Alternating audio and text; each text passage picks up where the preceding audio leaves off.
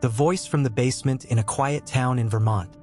There stood an old house that had remained empty for many years. Nobody wanted to buy it. The house was in good condition. The neighborhood was peaceful. The price was far lower than any other home in the area. Yet every person who bought the property moved out only a few months later. No one ever explained why. They simply left, and they never came back. When Jonathan Harris found the listing, he thought he had discovered the perfect opportunity. After a difficult divorce, he wanted a fresh start. The old house seemed ideal. It was quiet, affordable, and far away from the stress of his previous life. For the first few weeks, everything was normal. Jonathan unpacked his belongings, painted the walls, and slowly settled into his new home. Then one night, he was awakened by a strange sound. Knock, knock, knock. It was faint, slow, almost deliberate. At first, Jonathan assumed it was the wind. The house was old, and old houses often made strange noises. He rolled over and tried to go back to sleep. Then the sound came again. Knock, knock, knock. This time it was louder. Jonathan sat up in bed. The sound seemed to be coming from somewhere inside the house. He grabbed a flashlight and began checking every room. The kitchen was empty. The living room was empty. Every door and window was locked. There was nobody there. As he turned to head back upstairs, the knocking returned. Knock, knock, knock. His stomach tightened. Now he knew exactly where it was coming from. The basement. For several seconds, he stood frozen at the top of the basement stairs. An uneasy feeling crawled through his chest. The darkness below seemed deeper than it should have been. Finally, he switched on the basement light and walked downstairs. The basement was empty. Old shelves lined the walls. Dust covered the floor. Nothing appeared unusual. Feeling embarrassed, Jonathan returned to bed. But the following night, the knocking came back. And the night after that. And the night after that. Every single night. Always after midnight. Always from the basement. A week later, something even stranger happened. Jonathan woke up suddenly in the middle of the night. This time there was no knocking. Instead, he heard a voice. A whisper. Soft and distant. As if someone were standing directly beside him. Help me. Jonathan jumped out of bed. His heart raced. The room was empty. The voice disappeared. The next morning, he mentioned it to an elderly neighbor. The woman immediately turned pale. You heard the voice? She asked quietly. Jonathan nodded. The woman stared at the floor for several moments before speaking. Many years earlier, a man named Michael Turner had lived in the house. One day he vanished without a trace. The police searched everywhere, but they never found him. After his disappearance, strange stories began to spread. People claimed they heard footsteps beneath the house. Whispers in the darkness. Knocking from the basement. Most owners moved away before they could investigate. That night Jonathan could not sleep. Shortly after 3 in the morning, the whisper returned. This time it sounded much clearer. Come downstairs. Jonathan felt a chill move through his body. Every instinct told him to stay where he was. But curiosity eventually overcame fear. He grabbed his flashlight and walked toward the basement door. The whisper continued. Please. The basement stairs creaked beneath his feet. Each step seemed louder than the last.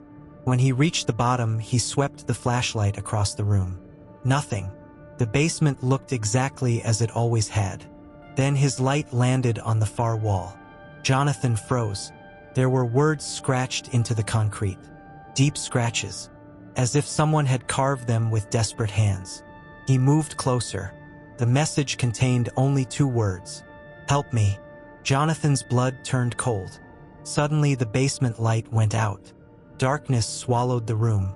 For a moment there was complete silence. Then he heard breathing. Slow, heavy, close, far too close. Someone was standing in the basement with him. Jonathan switched on his flashlight. The beam shook violently in his hands. At the far end of the room stood a tall figure, completely motionless. His face was hidden in darkness. The figure slowly tilted its head. Then it took a step forward. Another step, and another. Jonathan turned and ran. The footsteps behind him grew louder, faster, closer. He reached the stairs and raced upward.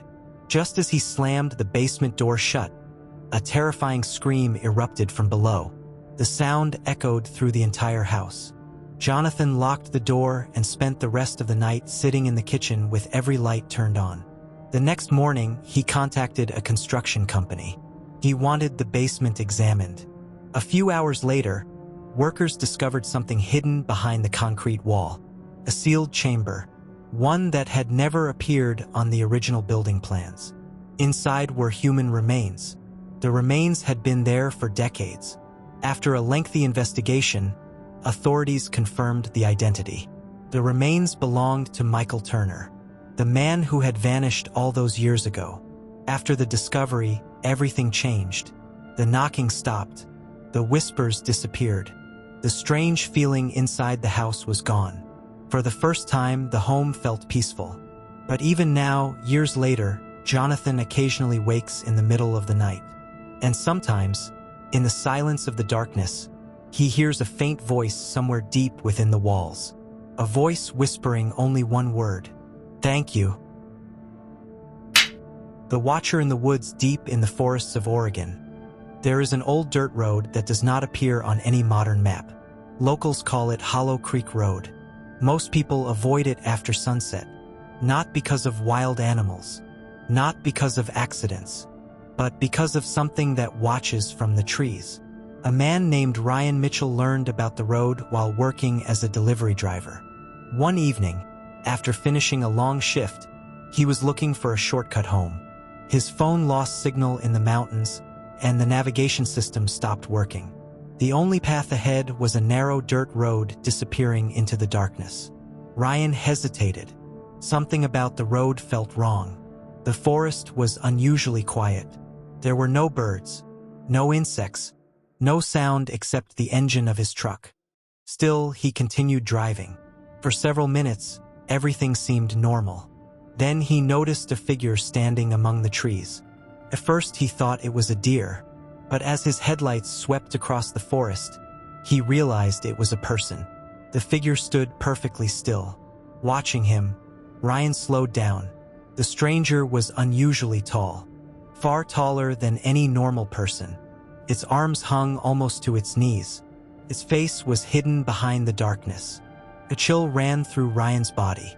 He pressed the accelerator and continued down the road. A few minutes later, he looked into his side mirror. The figure was gone. Relieved, he kept driving. Then he saw another one, standing beside the road ahead. This figure looked exactly the same. Tall, motionless, silent. Ryan drove past without stopping. Soon another appeared. Then another. Then another. Each one stood farther down the road. Always watching. Always silent. The deeper he traveled, the more figures appeared. Soon there were dozens of them, lining both sides of the road. Their heads slowly turned as his truck passed. Following his movement, watching, waiting, Ryan's hands tightened around the steering wheel. His heart pounded inside his chest. Something was terribly wrong. Then his headlights flickered, the engine sputtered, and suddenly the truck died. Everything went dark. The forest swallowed him. Ryan tried restarting the engine. Nothing happened. Again, nothing. His breathing became faster. Outside the truck, shapes began moving between the trees. For the first time, the figures were no longer standing still.